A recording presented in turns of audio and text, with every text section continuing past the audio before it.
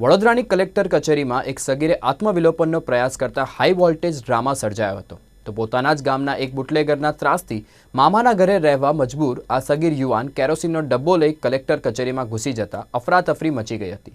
જોકે પોલીસે સમયસર પહોંચી સગીરને આત્મવિલોપન કરતા અટકાવી તેની અટકાયત કરી હતી।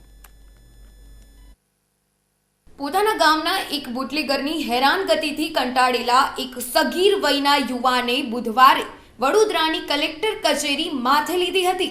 મૂળ વડોદરા તાલુકાના જગતપુરા ધનોરા ગામે રહેતા 16 વર્ષીય સગીરનો ગંભીર આક્ષેપ છે કે તેમના ગામનો ઉપેન્દ્ર ગોહિલ નામનો બુટલેગર અને તેના માણસો છેલ્લા 3 વર્ષથી સતત તેને ત્રાસ આપી રહ્યા છે।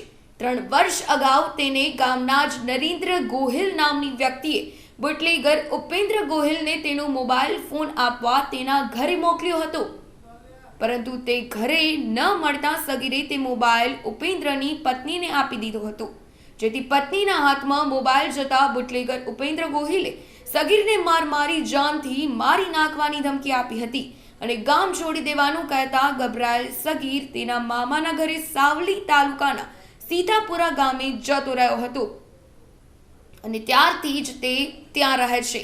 છેલ્લા 3 વર્ષથી પરિવારથી અલગ રહેતો આ સગીર ગત મહિને તેના દાદાની તબિયત ખરાબ હોવાથી ઘરે આવતા બુટલેગર ઉપેન્દ્ર ગોહિલે તેના પર ચપ્પુ વડે હુમલો કરવાનો પ્રયાસ કર્યો હતો। આ અંગે તેને જવાહરનગર પોલીસમાં ફરિયાદ પણ કરી હતી, પરંતુ માથાભારે બુટલેગર વિરુદ્ધ કાર્યવાહી કરવાને બદલે પોલીસે સગીર યુવાનને જ ગામથી બહાર રહેવાની સલાહ આપતા આ યુવાન કંટાળ્યો હતો। બુટલેગરના આતંકથી કંટાળાયેલા સગીરે બુધવારે વડોદરાની કલેક્ટર કચેરીમાં ધસી જઈ કેરોસીન છાંટી આત્મવિલોપનનો પ્રયાસ કર્યો હતો, પરંતુ ત્યાં હાજર સુરક્ષાકર્મીઓએ તેની પાસેથી કેરોસીનનો ડબ્બો છીનવી લીધો હતો। બાદમાં રાવપુરા પોલીસે ત્યાં પહોંચી અને સગીરની અટકાયત કરી હતી। ઘટનાને પગલે આ સગીર યુવકનો પરિવાર પણ દોડી આવ્યો હતો। કલેક્ટર કચેરીમાં સર્જાયેલા આ હાઈ વોલ્ટેજ ડ્રામાને પગલે અફરાતફરી મચી હતી।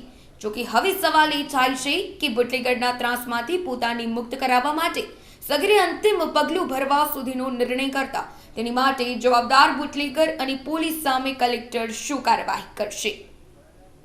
બ્યુરો રિપોર્ટ, નિર્માણ ન્યૂઝ।